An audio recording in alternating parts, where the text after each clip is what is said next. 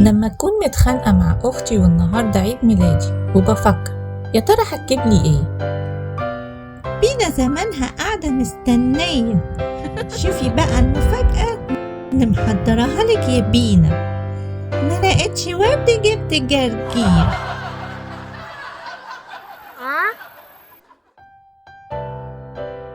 امسكي جرجير عشان تبقى سنتك خضرا.